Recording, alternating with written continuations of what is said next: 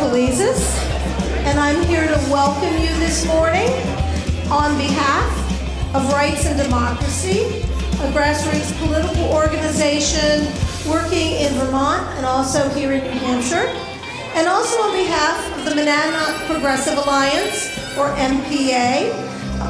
MPA is a local affiliate of RAD, and we work right here in the Monadnock region. And I'd like to thank you all for coming out this morning on this beautiful day. Also like to thank all of the organizers of this event and other events in Manchester and in Plymouth today. And thank all of the active members of MPA and RAD. And of course, special thank yous to Andru Volinsky, our own District 2 Executive Counselor,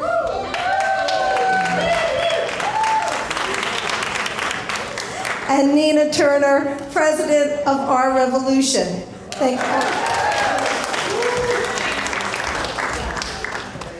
The news of this past week has been difficult, an understatement, I know. This has been one of the lowest weeks we've had.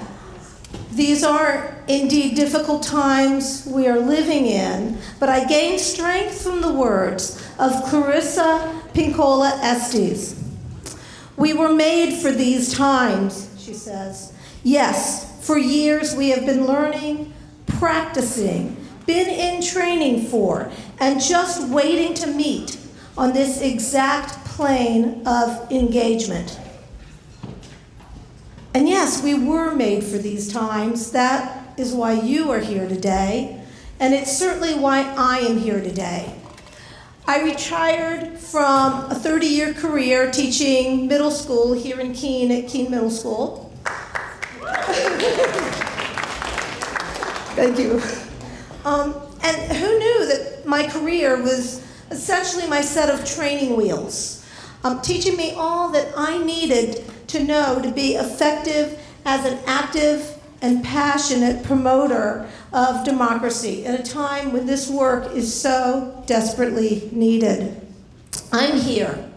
No, we are all here to build a progressive movement toward a world where everyone has access to quality health care, where differences in culture, in skin color, in gender, and in sexual preferences are not only tolerated, but celebrated, where poverty is a thing of the past, where our beautiful blue planet is beloved, respected, and even honored, and toward a world where human greed is kept in check by laws that elevate people over profits.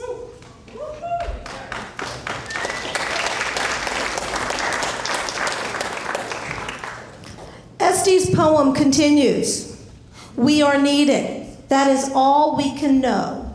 And though we meet resistance, we more so will meet great souls who will hail us, love us, and guide us.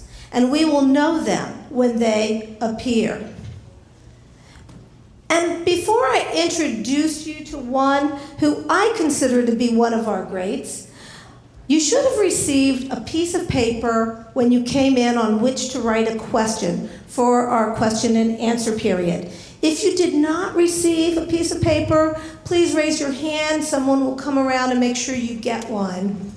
All right, so I think we're set. All right, so I was talking about great souls, and one of the ones who I consider to be one of New Hampshire's greatest is our own executive counselor, endorsed by RAD in the 2016 election, Andru Volinsky.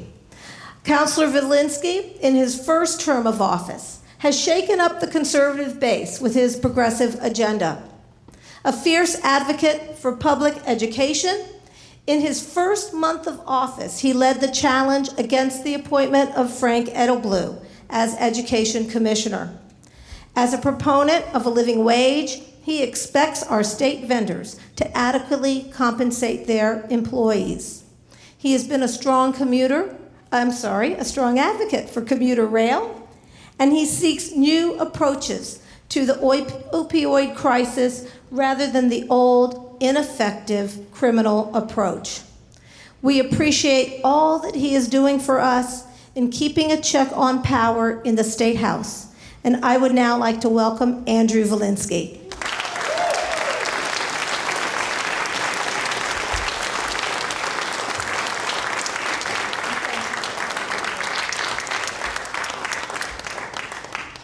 Hey everyone. Welcome. Thanks for having me here.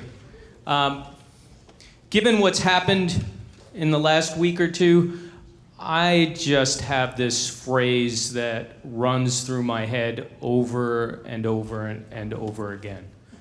And that phrase is, I am an immigrant. I am an immigrant. Unless you're a Native American, every one of you should be saying the same thing. I am an immigrant. Say it with me. I am an immigrant. When you lock up those children in cages in Texas, those are my children. When we locked up children during World War II because they were of Japanese American descent, those were my children. When we deprived children of an education in schools that were separate but decidedly unequal, those were my children. And so when we think about what's happening in the country and how to build a movement, we have to be able to carefully and clearly say where we stand. And I stand among the least. If you mistreat the least in our society, you are mistreating me. And so I think the first rule of being a progressive is to be able to say what you stand for.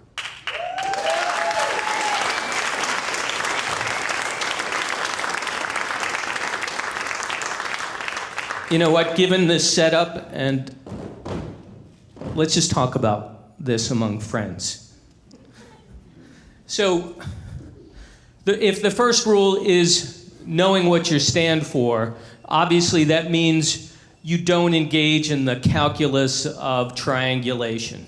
When you're running for the US Senate, you don't agree with the Manchester mayor and say we have enough refugees just to take the issue away from your opponent.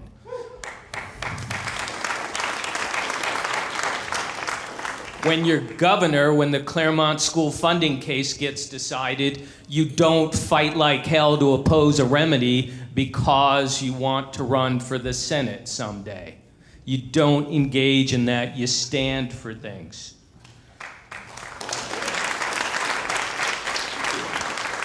So let me share this. My last name's not really Volinsky. My family emigrated through Ellis Island, and some border agent didn't know how to spell whatever their last name was, and the name is lost. But I'm proud of the name Volinsky, because Volinsky comes from the Volinsky Regiment. The Volinsky Regiment was a part of the army under the Tsar of Russia that refused to fire on unarmed civilians who were rebelling and mutinied. And their mutiny started the Russian Revolution. So I guess in some ways, being here with our revolution, it's pretty appropriate that I have the last name Volinsky. And so I think of the second rule of being a progressive is being able to tell stories. When you're making a point, tell a story. Illustrate it with something personal about you or a neighbor or a loved one or a friend. It makes it much more understandable and poignant. I think being a progressive, it's incumbent upon us to understand the issues, to have a deep and nuanced understanding.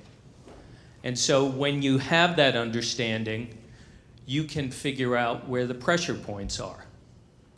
So obviously the major public uproar about holding children hostage affected the administration.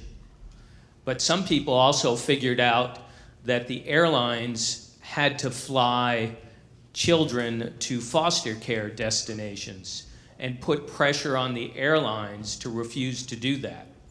And even better, individual flight attendants walked off flights to keep the flights grounded and thereby prevented them from flying children out of Texas. Understanding the pressure points. Here in New Hampshire, I'm on the executive council, and I know that we have border agents holding checkpoints in our state. I actually drove through one a week ago Friday in Lincoln. And by the way, Lincoln is not a border town, in case anyone needs to know that. But we came to the next council meeting, and I said to the DOT, Department of Transportation Commissioner, do you have any of those electronic billboards around Lincoln? And she said, yeah, we do. And I said, could you put up a message there warning people that there's a border checkpoint coming up? And she said, yeah, we could do that. And then the governor stepped in and said, we are not putting up warnings of border station checkpoints. And so we now have the governor on record. The governor can say that he supports immigrants and that he's not part of the Trump administration team suppressing immigration, but he's on record. And it was because I happen to understand the nuance, the details. So deep understanding where the pressure points are. So I am, as I mentioned, a state level executive. So I tend to spend more time looking at state issues than the federal issues because those are the ones I directly impact. So let me tell you where I stand. I stand for education, schools that are safe for our kids and where teachers are well paid. Do you agree with me?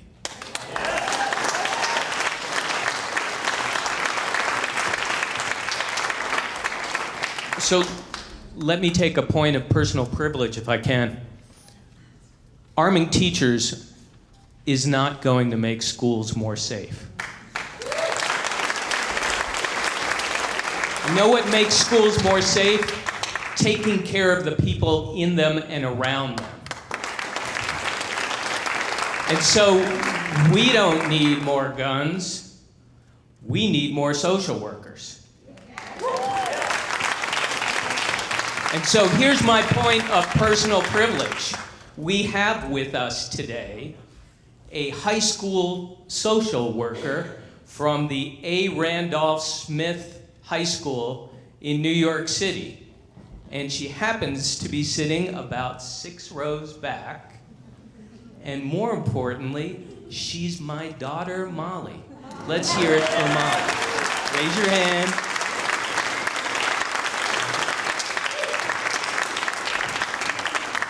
So I believe in education. I believe in jobs. Jobs that we invest in. Good jobs that keep people in the state, attract people to the state, and also give people dignity as they finish out their careers. I believe that science is a thing, that climate change is real, and the time for climate action is now.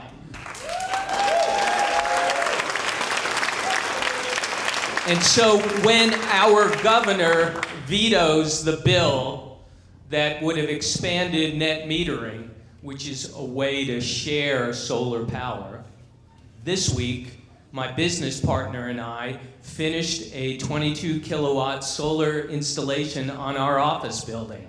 And so we personally are opposing the governor by putting the panels on the roof.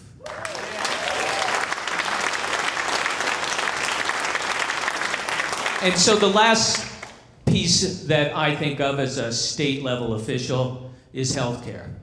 There is no doubt that we need healthcare for all, in the federal system, Medicare for all. No one should be one illness away from bankruptcy.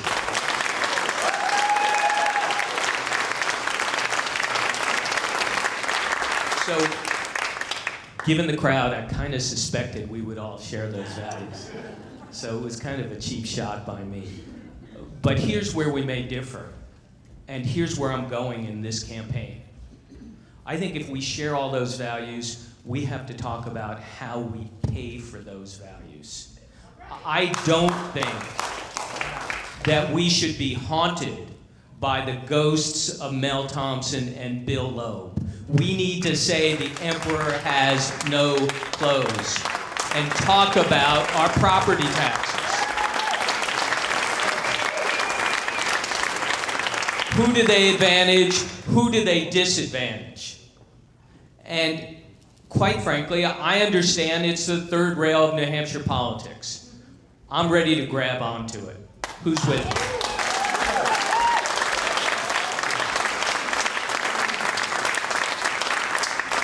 And so, if you are with me, you ought to go sign up at Volinsky at Gmail. And you can donate. Thank you. But here's the thing. I think we have to hold all of the candidates and elected officials accountable. You can talk a good story about being for education or being for good roads or whatever your issue is, but you got to talk about how we pay for it fairly. And if you're a progressive, the other thing you have to do is always talk about the money, because it's the money that the other side is interested in. And talking about fairness in terms of economics, talking about who's advantaged and who's disadvantaged is what we need to do each and every time. So my 5 rules of being a progressive: first, say what you stand for. Second, illustrate it with personal stories. 3, develop a deep and nuanced understanding of the issues that are important to you. 4, understand where the pressure points are and exert pressure. And finally, always, always talk about the money. That's how I approach being a progressive and building a progressive movement. Thank you.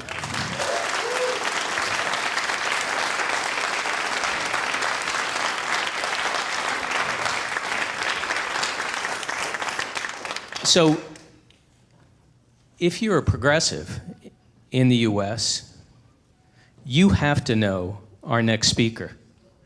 I heard our next speaker during the 2016 campaign when I was Bernie's New Hampshire lawyer, and this person was Bernie's key surrogate.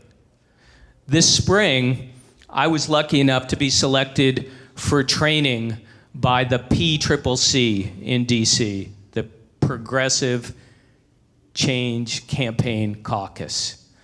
And this person wowed us over and over and over again. She is from Cleveland. She was on the Cleveland City Council. She was an Ohio State Senator. She is the president of Our Revolution. Let's all welcome Nina Turner.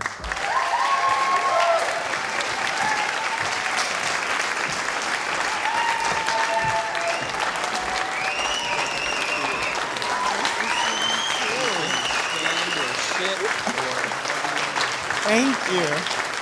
Wow, Keene, it's great to be here. Loving you guys. I want to thank Andru for that wonderful, wonderful introduction. And that was quite a training. Our Revolution partnered with the PCCC. And we had about 450 progressives from all across the country, from all walks of life, there to be trained on how to run for office. It was beautiful. So to RAD and to MPA, it's a pleasure to join you. I've been on a whirlwind tour through the great state of Vermont and now the great state of New Hampshire. 8 stops. working assistant from the time I landed to the time I leave. But this is a beautiful thing to be on a people-powered tour across these two great states. So Andru really laid it out, and we're gonna have some Q&A, so I'm gonna make sure that I stay on track here. So I'm gonna go really fast, and then maybe through the Q&A, I can slow down just a little bit. But you know, this whole movement is really about the people in this room and your sisters and brothers who have been in every room that I've been in for the last 9 months. 37 states I've been to in the last 9 months on behalf of our revolution, groups like RAD, and now here for MPA. And it is us, people like us, people with a collective consciousness. We are the reason why the change is gonna come. I've enjoyed reading the signs that I've seen walking up the stairs and how we express ourselves. The one in the back of the room, progressive platform, stop the war. You know, one of the urban true, I mean, one of my favorite urban poets used to say that we have money for wars, but we can't feed the poor. That was Tupac Shakur, he said that. And that was just as true when he said it as it is today. We need to look at it. Andru talked about how do we pay for these things. We are the wealthiest nation on the face of the earth. And I do agree with him that as progressives, we do have to talk more about where the money comes from, because the other side paints our vision as if it is unreasonable. It really is not unreasonable to say that in the wealthiest country on the face of the earth that everyone in this country should have health care. That's not unreasonable. It's not unreasonable to think that in the United States of America that everyone that lives here should have clean water and fresh air. That's just not unreasonable. So as we reflect on what's happening to our sisters and brothers in Flint, the poisonous water that they have to not just drink, but also bathe in, just think about that. You know, Senator Sanders and I were in Flint a few months ago because he promised them that he would come back, and he is a man of his word, and he did go back. And we met with a small community of folks in a black church. An overwhelming majority of the 30 people in that room were African American, but we had some rainbow in there. But they were mainly African Americans, and to hear mothers talk about the fact that their children still have to bathe in that water and the sores that they get. In America. And then we all know that a couple of weeks ago it was revealed that our sisters and brothers in Iowa, 9 counties deep, did not have access to clean water. This is the United States of America. So 3 things minimally I believe that we should come to expect. 1 is clean water, 2 is fresh air, and 3 is food. No one in the United States of America should go to bed hungry. And I just don't think that's too much to ask. So the people that you elect to office, it matters. It really does matter. It matters whether or not they have the courage and conviction to stand up for the people who give them the power. Sisters and brothers, you loan elected officials your power temporarily. It's not their power, it's your power. You give and you can take away. And we need to take away from folks who only talk a good game. You know, the last place that we were at, and I believe someone asked a question about what do you do with folks who just want to banty about the word progressivism? People who just label themselves progressive because it's a new hot thing, Andru. It's good. It's hot. It's hot to be a progressive. You know, it's like the new kid on the block, the new fashion. It's to be a progressive. But it's not just enough to say that you are a progressive. Show me what you value, what you stand for, and I'll show you whether or not you are a progressive. And at some point in time, it doesn't matter how much people try to fake it. You can't fake forever the real thing. And we will find out who are the real progressives and who are not. Who are the ones who are just whispering sweet nothings in our ears, and who are the ones who are willing to leverage the people's power to lift the citizens in this country. My brother, Jim Hightower from the great state of Texas, he talks about, they love you, Jim Hightower. I hope you tuning in. Everywhere. Him and I, we've traveled too. But he talks about the workaday people in this country. And that's really what we're talking about. black, brown, white, yellow, and red, and everybody in between, the workaday people of the United States of America, we deserve more and better than what we are getting. Or the way that Brother Frederick Douglass framed it, he said that power concedes nothing without a demand. So we're going to start making some demands. And not to be ashamed. You know, it's just curious to me, it just absolutely boggles my mind how folks in power talked to us every single day about how important it was to bail out the banks. We got to bail out the banks. We got to bail out the banks. We got to bail out Wall Street. We got to do it. We got to do it. We must do it. We all know that we went through a great recession in this country. And guess what? The American people did it. But when it comes time to bail out our sisters and brothers in Flint, 4 years later, they still don't have clean water. When it comes time to lift up the working class in this country who work 2 and 3 jobs just to make ends meet, the system itself is rigged in a way that they don't get a bailout. Or when it comes to making investments in education so that our children, who have to both compete and collaborate with other folks' children all over, not just this country, but all over the world, who bails them out? As our young people, as they walk across the stage earning their degree in one hand and they got debt in the other, who bails them out? I just had the opportunity to have breakfast with a couple from New Zealand. James, I think that's right, from New Zealand. And they talked about how, you know, college used to be free, but now they have to pay something. And they said it's $7,000 a year. And guess what? No taxes, no interest rate on that. We would trade that in the United States in a heartbeat. Now, if they can do that there, why can't we do that here? It is really, sisters and brothers, can I tell you how we get this done? It is about the social contract. It is about one to another, what we collectively agree that we want to do with our money. When I hear conservatives say nothing is free, you know what? No, nothing is free. It's paid for by taxpayers' dollars. The prison industrial complex paid for with taxpayers' dollars. The bailout of Wall Street paid for with taxpayers' dollars. Money that we give all over the world paid for with your money. No, nothing is free. But it's all about how we pull our collective resources for a greater good. In this country, we believe that public education, well, some of us believe that, is a greater good. So we pool our money.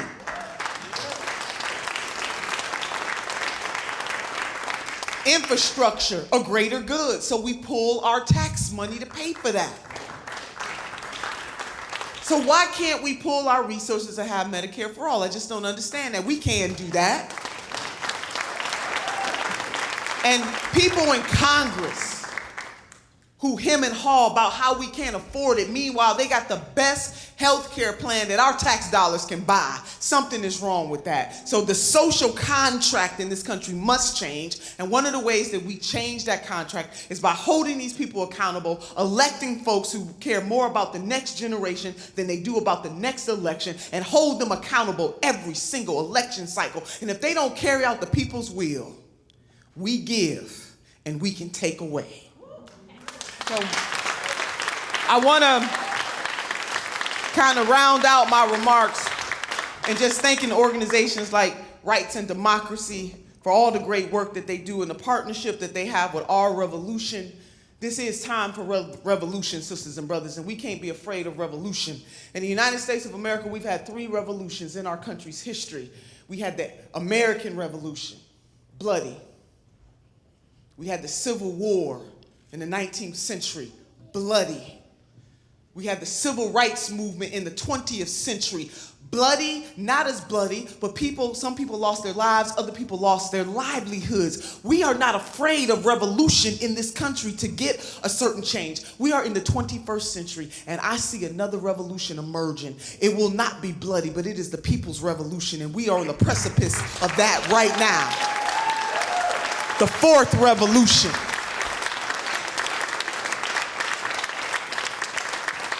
And sisters and brothers, we can do this. Don't pay attention to the people who say that we can't. They need to get out of the way of the people who say that we can. We elect leaders who are both truthful about our current circumstance, but we also elect leaders who are visionary. How many people are voting for folks to keep things the same? We want vision, we want integrity, we want authenticity. And from time to time, we want somebody who's just gonna flat out listen to us, to what we have to say about the situation. We can have it. President Nelson Mandela once said it always seems impossible until it is done.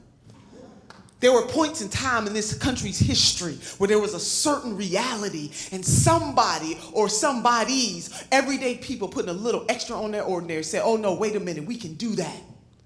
From abolishing slavery, we could do that. If my folks depended on the status quo to abolish slavery, baby, I'd still be in chains today. They overcame the establishment. The women who said, oh no, we sick of it. We're going to vote. We're getting our right to vote. We will be treated like equals in this country. We will vote and we will run for office. Dr. Alice Paul chaining herself to the White House gate. They were called crazy. They were thrown in jail. They were force-fed. If those sisters had depended on or only waited for the status quo to give them permission, women wouldn't have the right to vote today. Sisters and brothers, I say to you that we challenge the status quo every single generation. We are charged with challenging the status quo, to dream of a world not just as it exists, but as it can be. And all of that comes from the workaday people, not just in this country, but all over the world. So let me close up with this. This is what I want you to imagine something for me. And those of you who have seen me on the stump, you know I always bring my grandmother with me, my wishbone, the jawbone, and the backbone. But I've been feeling Sister Harriet Tubman. She has been all over me. I am a historian. And I talk to our folks all the time, whether it's FDR, LBJ, Mother Jones, you know, they speak to me. Well, I've had Sojourner or Sister Harriet Tubman speaking to me. And I want you to pretend in your mind, can you go with me in your mind, that she is in this room at this moment. I am choosing her because of her story. Our stories are our strength. We know the story that she was enslaved. You already know that. She had to escape to freedom. She went back to get her family. She could have stopped right there. But she was convicted by her purpose. And she went back over and over and over again. Think about that, over and over and over again, to set some other folks free. Sisters and brothers in this room this morning, I just want to know, and you don't have to tell me out loud, but in your heart and in your mind, who are you going back to save? See, she went back over and over and over again, putting herself on the line to save somebody else. Who are you willing to sacrifice for to go back to save? See, some of you are in this room because you care about the environment. Other of you care about who's elected. Some of you care about women's rights. Some of you care about voting rights. Some of you care about criminal justice reform. Some of you are just here because you just want to know what the hell is going on in the world. Whatever reason that you are here, you have to say in your mind that I am purposed for this moment and I plan to save some folks. Pick your issue and save some people.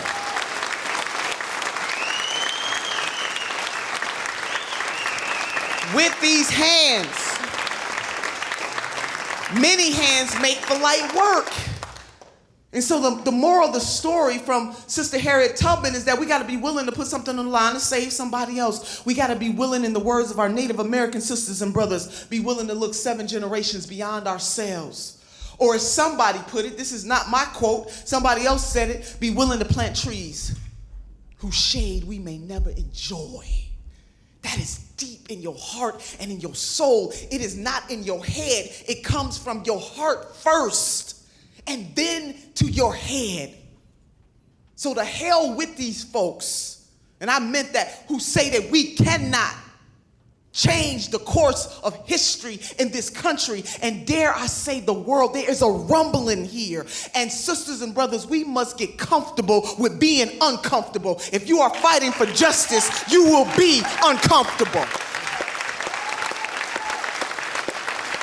So Sister Harriet Tubman's quote that I want you to take with you as Andru and I prepare to answer some questions this afternoon or this morning. I don't even know what time of the day it is. A sister just going. I've been up since 5:30 this morning. So you feel her in the room. She's in the room. She's in the room. She said these words: if you hear the dogs barking, keep going. if you see the torches in the woods, keep going. If they're shouting after you, don't ever stop. If you want to taste the freedom, keep going. Her words are all in this room. She is working on our mind through the strength of her spirit and her work. The 21st century version of that. If you want Medicare for all, keep going. If you believe in paid family leave, keep going. If you believe that we ought to have clean water, fresh air, food to eat, be able to take a vacation every now and then, and to live a good life, keep going. If you believe that women deserve to make their whole damn dollar, keep going. If we believe in criminal justice reform in this country, sisters and brothers, if we know from the rainbow mosaic of humanity, because it's not just up to black folks to fight against racism and discrimination and bigotry and hatred. We need our white sisters and brothers right there in the fight with us. We got to keep going. And if we believe that our sisters and brothers at the southern border, most of them trying to come to the land that says that bring me your tired and huddled masses, we must keep going. If we want to taste of freedom, we must never stop. We must keep going. Are you with me? Yeah. We gonna keep going. Say it with me, keep going. Keep going. Keep going. Let's give it up for Nina Turner. Thank you, we love you.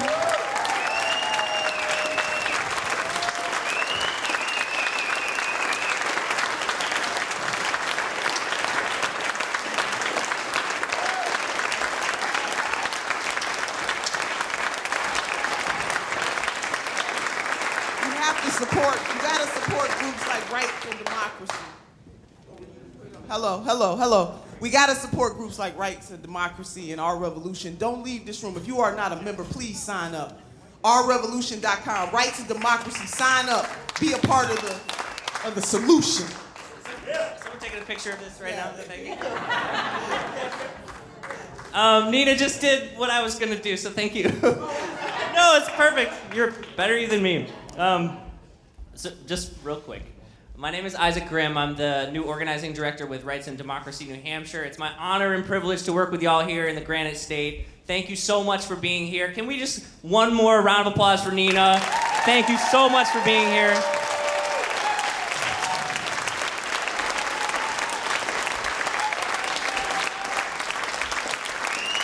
So very briefly, we wanted to make sure that we can get to some questions from y'all. So we had the quarter sheets that were given out, and those are being sorted through, and we'll get to as many as we can, especially focusing on those that were, kind of a number of people asked the same question. So we'll be bringing those up in a moment, and it can be either for Nina or Andrew, or it can be either. And last thing before we get to that, I just want to reiterate that if you are not a sustaining member of Rights and Democracy, please do sign up. This movement is built on many things, but it all really boils down to organized people and organized resources. If we're not getting serious about us being out there, bringing more people into the movement with us, organizing more people and building this movement with a huge base that we need, then we cannot win on the issues that we care about so deeply. And if we are not serious and intentional about raising money, then we are also going to keep losing to the right, because they have no problem organizing a lot of people and a lot of money. And if we're not pushing back on that and being serious about building power, then we will keep losing to the right. And I want to say that this is a movement based on love. Every action that we take, when we sacrifice that critical time with our family, with our friends, with our loved ones, that is a revolutionary act of love. When we knock on the door of a stranger and we have no idea what's going to happen there, that is a revolutionary act of love. When we get out in the streets and risk our own bodies, our own lives, that is a deep revolutionary act of love. but it will not be built only on acts of love. We need to make sure that we can keep the lights on when we do that. So thank you all for the ways in which you are already engaging in building this movement. I'm so excited to continue to build it with you all.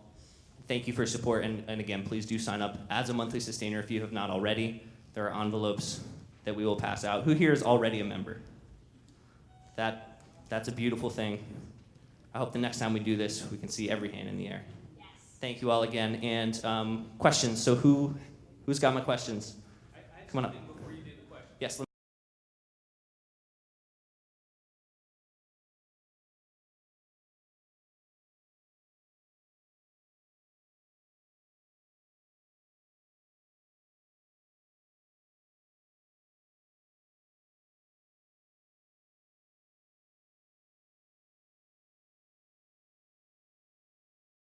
Context, but that context. Would you stand up so we can acknowledge you? Who's here? That. Yeah, right there. I knew I recognized someone.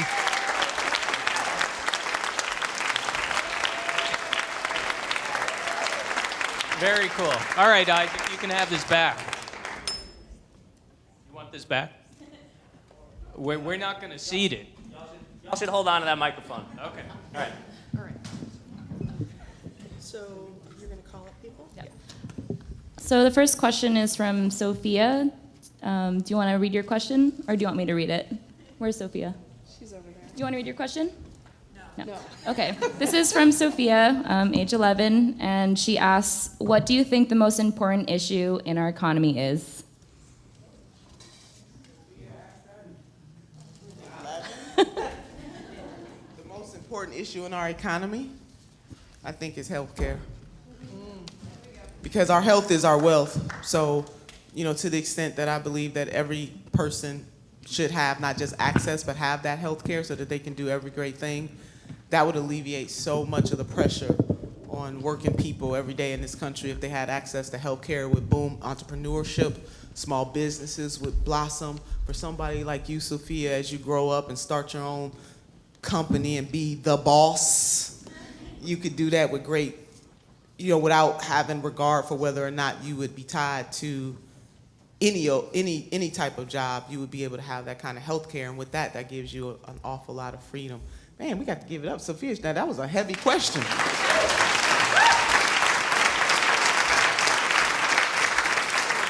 So I would never disagree with Nina. But he is. So I'm going to say there's a tie between healthcare and overall income inequality. Yeah. I think income inequality is the greatest threat to democracy that we have. If you don't have money, you can't participate. And if you do have money, money equates with power and message and votes. And we need to equalize that so that the power is better shared. Yeah. So great question.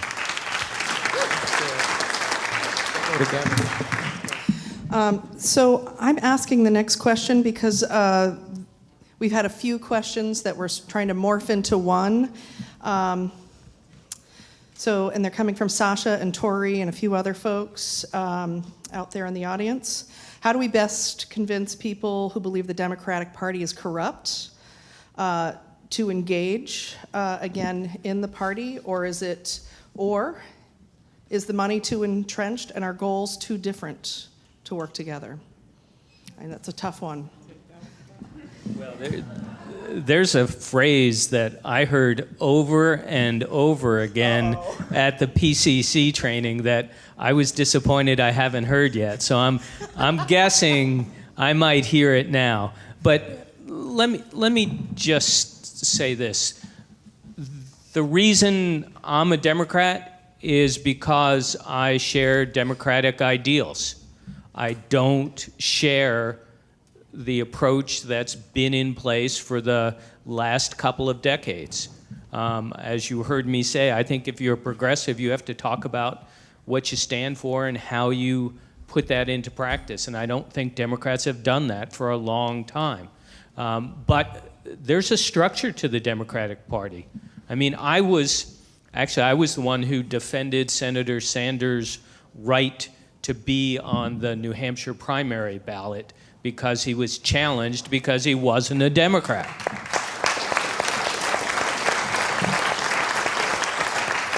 I can't think of anyone who's more democratic and more representative of democratic ideals than Senator Sanders. And I am not about to give up the Democratic Party. I'm more about converting it to Senator Sanders' ideals.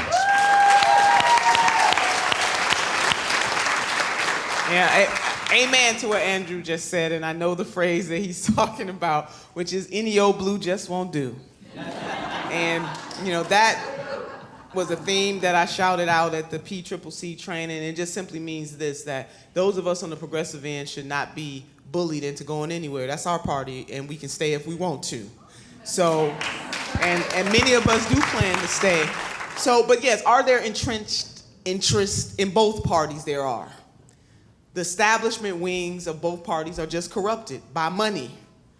And, to add to something that Andru said, it is really, we have to get this big money out of politics because money is now voice, money is now speech, and the more money you have, the more speech that you have.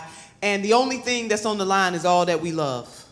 That's the only thing that's on the line. And we're slowly but surely turning into an oligarchy in this country. So it's not just the Republican Party that's corrupted by money. The Democratic Party is corrupted by money too. So what are we going to do about it? Those of us who believe in the values of the Democratic Party, those of us who want to see the Democratic Party truly be the party of the people, we have a few choices. People do have choice. Some people want to stay and fight and make it work. We have the Unity Reform Commission that just won through the Rules and Bylaws Committee to remove superdelegates on the first ballot.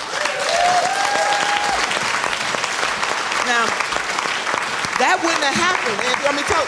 That would not have happened but for people who said, I'm staying and I will fight. That is why that happened. But then there are other choices that people make, and I respect that too. They say, I don't want any parts of it because I don't trust it anymore. The majority of registered voters in this country are registered as independents, and they are registered as independents for a reason. It's because they don't want to play by artificial rules. So whatever the choice is, to me, as long as we have conscious-minded people, laser focused on their purpose and the goal of fighting for justice and equality for all, it doesn't matter what we call it. I think it was Shakespeare who said, a rose by any other name is just as sweet. And so it really is about us being more purpose-focused. And I believe that we can win more people over by not necessarily labeling Democrat or Republican. Hear, hear. What was that phrase again? What was that?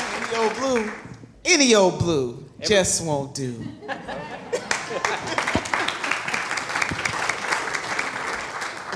This next question is from Riley. Does Riley want to read their question? I know Riley.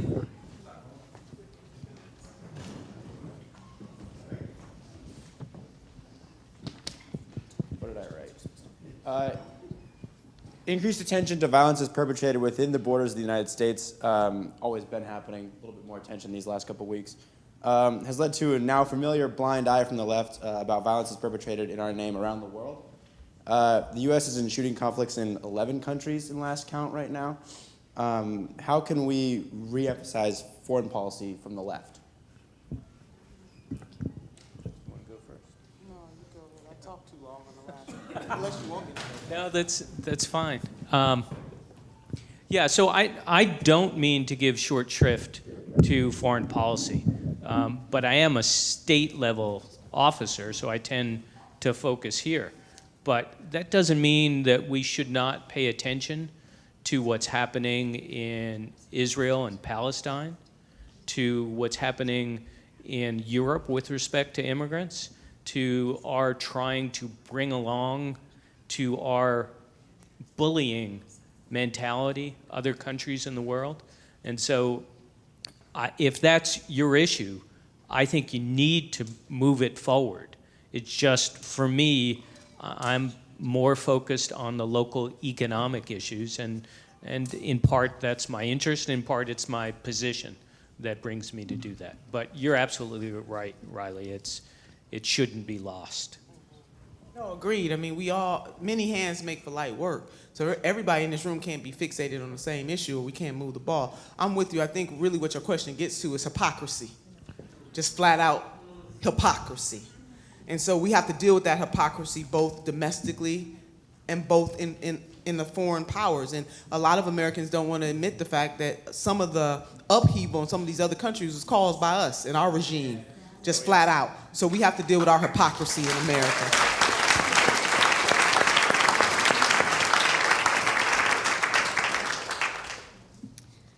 The next question is from Mohammed. Do you want to read your question?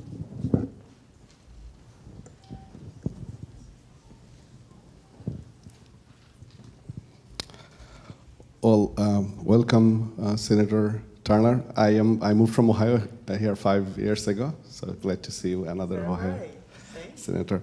My question to you is that, do you think our revolution should single out a state and push for full implementation of the single-payer system so that the nation can benefit from snowball effect as it happened with other socioeconomic changes like K through 12 education, that one state did it, and our resources are limited, and maybe we could benefit from a focused attention to one state? Thank you. I do. That is such a great question. We can do this state by state. I mean, right now we certainly can't depend on the federal government to do it, not under this, well. State by state would be nice, and I mean, that's why it's important who you elect for governor and who you elect in the legislature. All those things matter. I mean, just look at what just happened last Tuesday. Brother Ben Jealous won his primary in Maryland. And former board member of our Revolution National, but he ran on a platform saying to the folks that live in Maryland that I will put together a Medicare for All program as governor. To me, that is an example of how, if we can't get it on the federal level, we can begin to get some of these programs on the state and local and regional levels. In California, they have what's called the Healthy California Act, where the nurses, and oh my God, let me just shout out the nurses all over America. Nurses have been standing up when other people, in good times and in bad times, the nurses have been there challenging us as a country because they see nurse to patient ratio. They see people in some of the hardest, most difficult times of their lives, and they have been the ones shouting from the rooftop before this was popular that we need a single-payer healthcare system in this country. And see, the way we should judge folks is not where they stand in good times and popular times, but where they stand, as Dr. Martin Luther King said, Reverend Dr. Martin Luther King said, is where they stand in times of controversy and strife and heaviness. And the nurses have been in this universal healthcare fight for a very long time, and this is an idea whose time has come. So I totally agree with you that if we cannot sit back and wait for the feds to do it, we have to lead by example, state after state after state. And if we are going to do that, that means we have to elect people to office who have the absolute courage to push that and to get that done, and to use our tax dollars in a way that edifies our social contract one to another.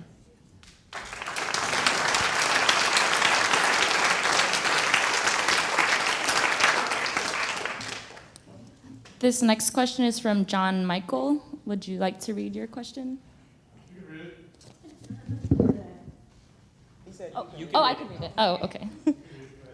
Given the trends in outsourcing, automation, and pace of change, would you support a universal basic income? Why or why not?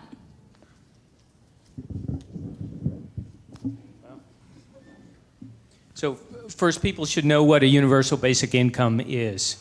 It's, think of it as a grant for living expenses so that no one falls below a certain level into abject poverty.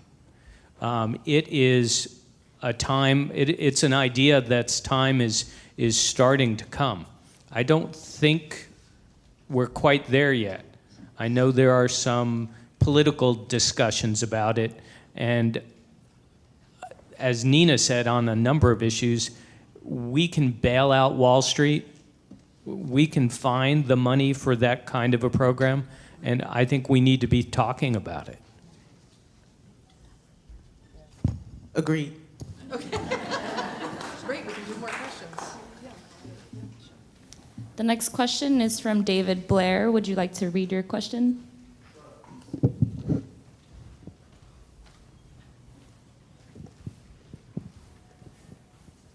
Thank you. Ms. Turner, you took us to church just now, and so I'm going to speak as a Christian activist.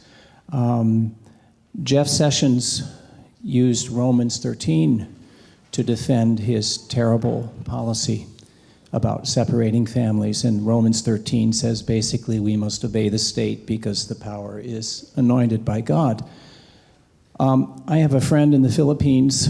She's an evangelical Christian who's been very courageous for years in the people power movement. She counters with Revelations 13, in which a dragon calls forth a beast from the sea, the dragon being, I suppose, the devil, and the beast is given all the power of the devil to rule the world. And she says the state, the Philippine state, our state, has become the beast. So she counters Romans 13 with Revelations 13. So my question is, would you speak, either of you, but particularly you, Ms. Turner, to the role of people of faith, no matter what faith, in the progressive movement, and how the progressive movement as a whole can become a home for people of faith? No, thank you for that question. I'm a woman of faith myself. My mother was a minister. I often joke that my siblings and I went to church 8 days a week. So I know scripture quite well. And, the golden rule came to mind for me when I saw that A.G. Sessions used the Bible to justify what the Trump administration is doing to our migrant sisters and brothers. And certainly there are other passages in the Bible. We can interpret the Bible any way that we want. It has been interpreted at times throughout our country's history to oppress people. Slaves, obey your masters. Don't even get me started about the impact of Christianity on enslaving my ancestors or taking away the land from our First Nation sisters and brothers. So you can choose to interpret the Bible, or even women, be silent. Don't ask questions. Go ask your husband. What if you don't have one at home? Then what do you do in Christianity? So, you can use the Bible either to uplift, you can use scripture to uplift, or you can use it to oppress. And pretty much that is what A.G. Sessions did in terms of that scripture. But the golden rule came to mind for me: do unto others as you would have them do unto you. Or another scripture that says, and when I was hungry, you fed me. When I was naked, you clothed me. When I was in prison, you came to see me. That is the part of the Bible that I choose to uplift. I think the Christian faith, the Muslim faith, Buddhist, Hindu, whatever it is, has a great, because there is a connection or synergy through all of the religions of this world.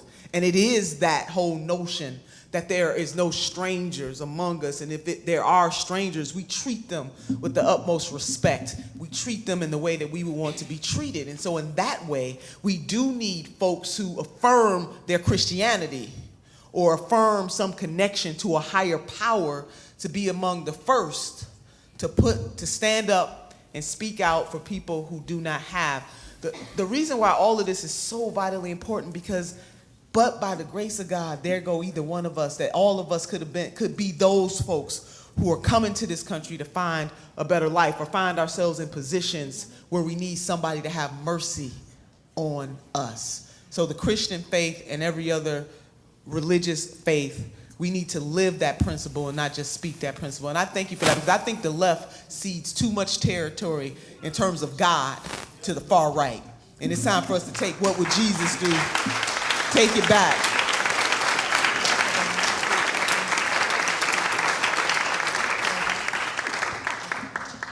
So the little Jewish guy is going to weigh in. So I was pissed off when I heard Jeff Sessions quoting Roman 13. Roman 13 was used to justify slavery. It was used to justify Nazism. And so I counter Romans 13 with Micah 8. What does the Lord want? To act justly, to love mercy, and to walk humbly with your God.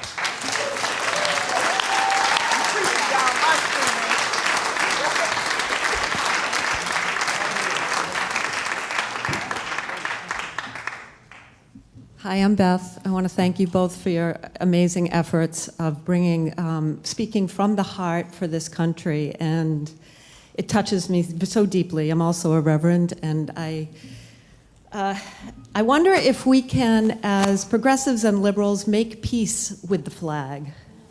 And I wonder if we can have a new vision for the flag. It is my hopes, because I am tired of seeing other people dictate what is America and who is American. And I think this is the heart of America. I think we are the heart of America, and I would like to see us raise the flag.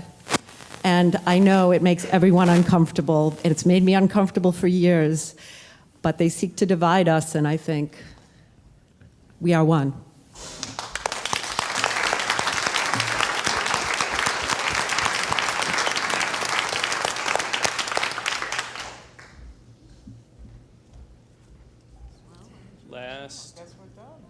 Last comment?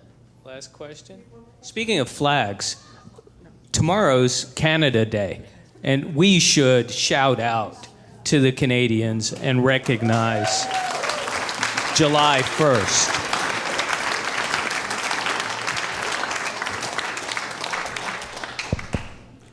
So are you guys ready? We're wrapping this baby up. Okay. Okay. Do you have any other further things you want to respond to? Because I'm about to take the mic. I want you to leave here thinking any old blue just won't do.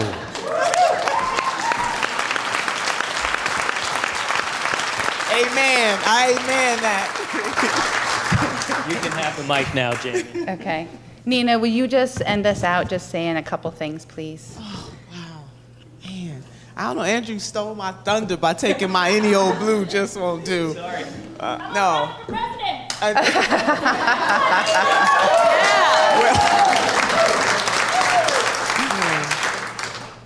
It takes a lot of heart to do what we're doing, and for all of you to be here on a Saturday when you could have been anywhere else, you are the true revolutionaries. And to be on this stage with Andrew and to partner with RAD and MPA, and just to travel around the country to get a chance to meet people just like you, I want you to know you are doing this thing. It's not just about people like me or Andrew or folks who've been privileged to get a fancy title here or there.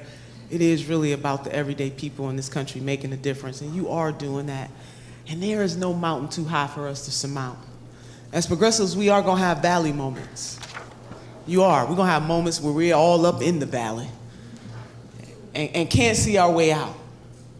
But when our mountaintop moment does come, we will appreciate it much more because we have been in the valley. You can't appreciate the mountaintop unless you have been in the valley. There is no force on the face of the earth. Amen, baby, I'm with you. Ain't no force on the earth to me greater than collective people power, people with a consciousness and people on the move. And progressives, we are on the move. And I want you to know that there are people all over this country dependent on people like us to be the change and to make the difference. I mean, I've traveled with just tears in my eyes hearing people tell the story of how they agonize every day just to make it, just to survive. And I just happen to believe that poverty should not be a crime in this country. Mm-hmm. Nobody wakes up and say, I want to be poor when I grow up. But we have people in this country who are greedy, and I do agree with Andrew in terms, I think both of what we had to answer, the baby's question over there goes hand in hand. We have to live up to the creed of this nation. It just can't be a bunch of pretty words. It has to show in our actions. Mm-hmm. And so what we do to the least of these, our sisters and brothers, Scripture says we do unto the Lord. That's real. And, for me, it just comes from a deep well in terms of how I grew up. I grew up poor. My parents they worked really, really hard. My family was on the system of welfare. I don't know what I would have done without a safety net. I'm the oldest of 7 children. My mother died at the age of 42 years old, a young age, with her dreams deferred. When Langston Hughes asked in the poem, what happens to a dream deferred? My mother died with her dreams deferred. I'm the oldest of 7 children. At the age of 22 years old, I had to bury my mother, who had no money, who died on the system, who did not even have a life insurance policy. So when I travel this country, I see in people's eyes, I see my mother in their eyes, and their struggle, and their hopes, and their dreams. People like us or people like you, who's gonna do it? Who's gonna stand up For people who cannot stand, who will speak? For people who cannot speak. And it is not about people with fancy titles. It is about people who have purpose. So if we are willing to unite in our purpose, in a conscious-minded mission, the rainbow mosaic of humanity, there is nothing that we cannot do to change this world. So I consider myself a hell-raising humanitarian. I'm raising hell all over this country for humanity. Nina, thank you. Andrew, thank you. That was awesome.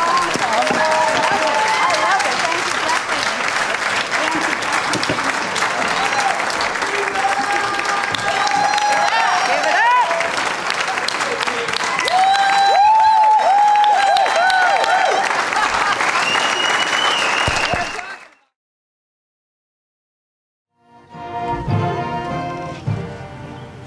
Oh, say, can you see by the dawn's early light what so proudly we hailed at the twilight's last gleaming, whose broad stripes and bright stars through the perilous fight o'er the ramparts we watched were so gallantly streaming, and the rocket's red glare, the bombs bursting in air, gave proof through the night that our flag was still there.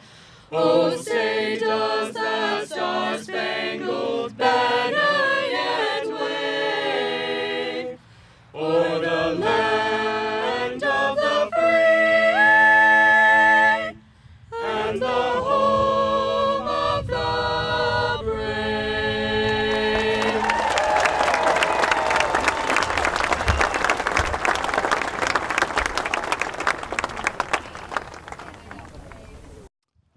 Good morning.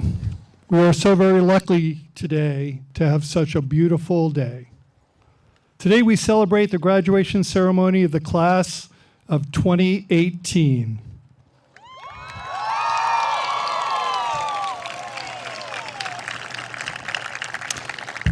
My name is Gib West, and I'm honored to be the principal of ConVal High School.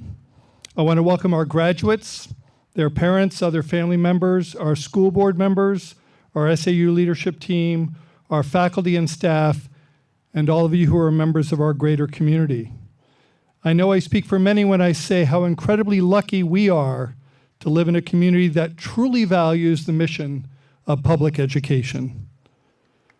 Before I turn the microphone over to Dominique Wheeler, I want to share a thought with the senior class. A former colleague and friend of mine, poet David Budbill, reminds us, quote, "We are here and always leaving. We are water like the river just passing through." So please, cherish this moment, cherish this day. And as one father and grandfather to all other grandfathers and fathers, happy Father's Day tomorrow.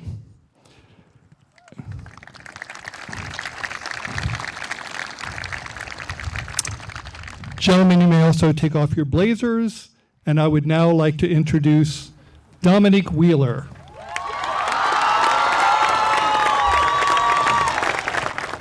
Hello. My name is Dominique. I'm the president of the senior class. Welcome, friends, family, staff, administration, and of course, my classmates. Thank you for joining us here today to celebrate the graduating class of 2018. The class of 2018 has definitely been through a lot, but that doesn't mean we didn't have any fun. We've been with each other for 4 years, and then we have those few stragglers who moved here within those 4 years. But it doesn't matter if you were here in the very beginning or just joining our class this year. We couldn't have been the same unique, ambitious, loud, diverse class that sits smiling in front of you all today. Within these 4 years, we have all created memories that we will miss but will never forget. Memories like how awesome our prom was, thanks to Emma Golden, who will be planning my wedding whenever that day may be. Memories like how I'm going to miss walking into school, seeing everyone, saying hi to all my close and best friends. I'm going to miss hearing Miss Ang saying hello to me, or most of the time writing me a late slip because I just didn't want to get out of bed. Also, although I did get to school on time for about a month because I lost my license, but that's a story for another time. I'm going to miss seeing Mr. Putnam every day, smiling at me because he's happy I made it to school. I'm going to miss him saying, "Win the day," after every class. I'm thinking about recording his voice so when I wake up next year for class, I'll be reminded of how influential he was for me and so many other students. I'm going to miss seeing Miss Chandler throughout the day, just to say hey or just to take a break from class. I'm also going to miss her picking on me and laughing at all my dumb jokes. I'm going to miss hearing Mr. Lando yell at me for not doing whatever dumb game he had to play in PE. The worst being pickleball. That game is the worst thing ever. Never play it. Just don't do it, please. It's terrible. I'm going to miss Miss McKay laughing at all my awesome teacher skills that she allowed me to practice one day during class. I'm going to miss Miss Tandy mocking me and yelling at me to stop talking to Sam, although it was always Sam's fault. And Miss Tandy, if you hear, got any candy? I'm going to miss Miss Riley not calling on me during public speaking because she didn't think I had good feedback. But trust me, I always had great feedback. I'm going to miss Mr. Bowman saying hi Dominique in the hallways, and I'm still upset that I dropped APUS history, but I knew it just wouldn't have worked out, but you'll forever be one of my favorite teachers, Mr. Bowman. I'm going to miss all of my closest friends, and you know who you are. Without you, I would not have been able to finish high school. All of you had made a huge impact on my life, so thank you so much for helping me get through all the hard times and all the good times. Don't worry, we'll keep in touch, no doubt about it. The class of 2018 is a class everyone should remember. Not because we're the best looking class, but because my class has a gift. We have the gift of never giving up when times get rough. We have the gift of sticking together no matter the situation. Although my class is different in the most remarkable ways, when it comes down to it, we know we are your favorite. The class of 2018 just has a good ring to it. And yes, there are classes before and there will be classes after us, but we know we will always be your favorite, even if you deny it. I'm talking about you, Miss Chandler. Before I go, I like to leave you all with a quote. A wise man once said, "Live without pretending, love without depending, listen without defending, speak without offending." It was by Drake. Thank you.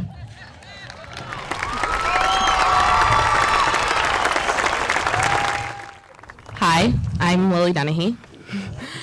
All right, here we go. I'm excited to be speaking to you all today, but for me, writing this involved a lot of stress, self-doubt, and confusion. I am the valedictorian, the number one, and I'm considered a very intelligent person because of the grades I received and the classes I took. But I don't feel like I deserve this any more than the other graduates sitting here today. I took so many classes just because they were APs or good classes, according to others. I learned a lot there and retained a lot of it, but I wasn't fulfilled and they were not what I loved. I feel a truly wise person would take classes and create experiences to flow with their passions. I was not that person. I needed the constant support and persuasion of a few key people to even consider breaking out of the preset smart kid mold and figure out what I enjoyed. Looking back, I created a list of 10 things I'd tell my younger self to do at ConVal, and this might also be useful to you in real life. I'm hoping I can do more of these things in the future, so here we go. 1, take as many classes as possible in the subject areas you love and care about. This is a hard one because of graduation requirements and other things, but any wiggle room you get, any fifth blocks like women's studies or extended learning opportunities like the link that you can create, just do them. It's worth it, and it must make deciding what path to take after high school so much easier. 2, do an internship. I so wish I had taken advantage of this one because it gives us a chance to test out potential forms of work and learn real life skills that can help us live better lives down the road. So many kids go to the hospital to work in different nursing departments or down to the elementary and middle schools to help out with students there. Our communities might not have the specific career path you want, but there are enough options that you might just find a new passion. 3, build healthy and respectful relationships with others in school to help you through rough times and give you advice. Friends, whether they're peers or adults or random community members, can help you through almost anything. They also celebrate with you when good things happen. It's more enjoyable to celebrate when you have good people with you to do it. It's easier to cry and work through tough stuff when there are kind and caring people to offer you a shoulder to cry on. 4, ask teachers and peers for help, advice, and feedback literally all the time, as often as humanly possible. I'm really, really bad at this. In fact, this speech is the first time I constantly asked for feedback and help. It's easy to fall into a trap of being nervous about teachers or other adults reading your essays or critiquing your, wow, it's windy, critiquing your projects and filling the margins or rubrics with tons of comments. But seriously, it's the only way to improve. If you only ask for feedback when things are good or at the deadline, you don't get the chance to improve it. 5, work to fix your mistakes and get back up after failing. Again, it's easy not to do this. When you don't make varsity sports, it's easy to quit. When you don't get into the select class or club or college or whatever, it's easy to just give up. However, taking the hard road and working to improve to the best of your ability will serve you well in the long run because it will lead to something, even if it's not exactly what you imagined. 6, try new things, even if you might not be the best at them. The routine is easy. It's easy to stick with your old friends, old habits, and old activities. But trying new things might lead you to a new passion and will introduce you to new ideas and perspectives. At the urging of some people at ConVal, I tried cross country this year and I was really not a fast runner. But I did improve and it made me feel really good about myself. It introduced me to different ideas about fitness and how to continue to exercise when school organized sports end. It's okay not to be the best as long as you're doing what makes you happy.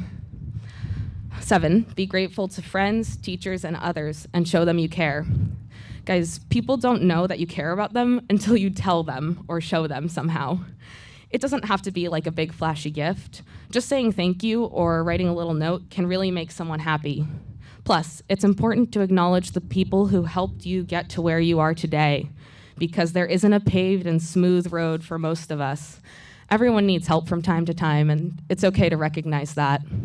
8, stand up for what you believe. Ending violence, equal rights, more microwaves in the calf. Yeah, sometimes this is hard. Sometimes it leads to consequences. It's definitely easier to sit around and complain about the things you don't like, but you don't get to complain if you don't try to change it for the better. You can't just say ConVal sucks if you aren't going to get out and change it, and you can't complain about elections and policies if you don't vote. 9, do the work, be self-disciplined. So I took these 2 from Sister Karita Kent's art department rules, which Mrs. Goldwaite introduced me to. She posted them at Immaculate Heart College, but they're really, really important. Doing the work will take you somewhere, and it's not always fun, but that's where self-discipline comes in. A wise person will counsel you to do the work, and to follow that counsel will take self-discipline.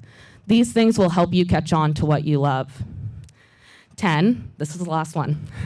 Take advantage of the opportunities that are open to you because you live in this beautiful place with all of you beautiful people. There are so many things to do in Peterborough and at ConVal, and if you don't like something, then you don't have to show up. But before you whine about the lack of opportunities or events here, you just have to try and find one thing that you like and do it. Then you can make it a bigger thing. Then you'll have more people who care about your thing, and it will be good and exciting. So I really only did 4 of these things consistently and well. But after thinking about this and writing out these 10 things that a wise person at ConVal would do, I'm hoping I can be better about doing them. So take this advice forward into the world. Do the work involved with these 10 things, and eventually you'll find people in places that you love. Thank you, and congratulations to the class of 2018.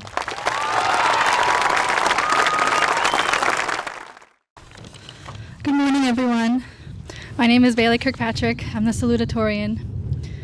When we were freshmen, our class ranks were accidentally released on our first quarter report cards. I was second in the class then, too, and while I thought it was unlikely that it would still be that way 4 years later, I did ask myself, what would I talk about if I had to give a speech at graduation? Back then, and really every subsequent time I thought about it, the only thing that came to mind was the 1989 movie, Say Anything. Even if you haven't seen it, you may know the iconic scene where the main character, Lloyd, holds a boombox over his head outside his girlfriend Diane's window. The first scene in the movie is their high school graduation. Diane is on stage giving her valedictorian speech, and the rest of the class is sitting in the sweltering heat, fanning themselves with their programs and looking bored out of their minds. They are barely paying attention to Diane as she gives an incredibly awkward speech. She's very uncomfortable. No one laughs at her jokes or even claps when she's done. It's bad. So that is how I thought graduation would be for 4 years. And I'm happy to say that so far, it's been nothing like that. You're a much better audience than the kids in the movie, and that's great because I want to talk about something much more important than a film from the 80s. I'm not exaggerating or being cliche when I say that our generation is capable of making a change in the world. In the next 4 years, 17 million of us will be eligible to vote. 17 million. That makes this generation one of the country's largest swing states. We are the adults now, and with our votes, we can fight for basic human rights, equality across race, gender, and sexual orientation, safety from violence. We can demand action on climate change and a government free from the influence of money and corruption. Together, we have power, and together, we can make a difference. I urge you to vote in the upcoming elections and to be informed about what is happening in the country and the world. No matter what your plans are for the future, no matter where you go or what you do, be thoughtful, conscientious citizens. Thank you. Hi, I'm Maya Polishov. I don't have a special rank. Someone just said I could do this, and so I'm doing it. Today we sit here in the same caps and the same gowns, receiving the same diploma. But when we look around, we see many in different cords and different medals, some caps decorated to reflect our own self. Whether we wear all of the possible stoles and honors, none at all, or fall somewhere in between, these pieces of fabric are not indicative of a better or worse path. Instead, we see the routes taken that were best for us as individuals, the route that best suited our own needs, interests, and passions on the way to where we are in this moment, right now. We are all in the same place for the same reason. However, after today, we will all move on to different places to do different things. In 3 months, we might enter the workforce, take a gap year, or begin higher education at a traditional university, community college, or art school. Despite our varying possibilities, we're all leaving here in the pursuit of the same things: health, safety, security, love, happiness, and ultimately, growth. These 6 things are the very forces that drive our behaviors and decisions. They are the roots of our needs and wants, the basis of life itself. Everyone here is in pursuit of these things, and everyone we meet when we leave here will be too. Though each of us is seeking the same things in life, how we go about getting them is different for everyone. In my sophomore year, I was faced with the choice of what to prioritize: the arts or academics. Thinking ahead, I chose the arts over a traditional course load. My father gently, though frequently, pointed out that in doing so, I was potentially sacrificing admission to top universities. He was right. Every decision I received from such institutions began with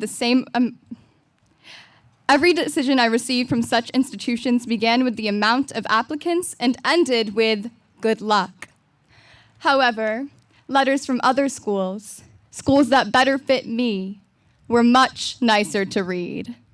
I chose to pursue a discipline that brings happiness and growth to my life.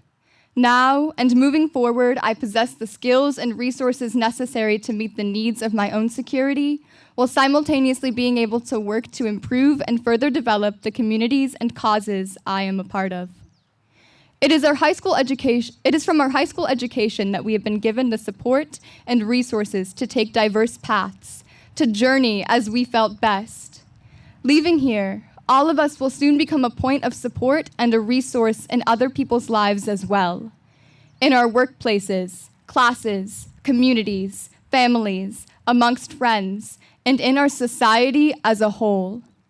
This moment, right now, is the first major milestone and the first major step we must take in receiving our nation and our world as leaders, as active citizens, and as those that will shape the future for the generations that will sit where we now sit 10, 20, or 30 years from now. We are the future of our country and global community, and class of 2018, the future is coming fast. Regardless of who we are or who we become, let us help foster a culture and society that lends support and resources to all, so that all can find help, safety, security, love, happiness, and growth in their lives. Let us help each other now and in the years to come. Let us lend a hand up to those who need it, as we have received so much help here. There is nothing bleak about tomorrow, or the day after that, or the day after that, if we aim to spend our lives helping one another better ourselves and our world. This means welcoming all we meet with open arms, sharing our tables, giving to charity, actively engaging in community issues and events, and forming informed opinions. When it is you or I who need a friend, a meal, a donation, a voice, someone will give back to us what we've already offered. This is the culture we have had the opportunity to experience here, and it is the culture that we must bring with us today, tomorrow, and every day after that.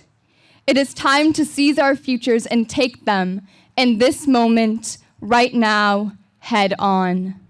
By graduating today, we are no longer the leaders and citizens of tomorrow, but are called to do our part today. It is time to spread love, time to continue to grow as individuals, time to grow as a society. Let us leave this place and go to next places, bringing with us the power to help one another, to listen to one another, and to grow together. Congratulations, ConVal class of 2018. We're on our way.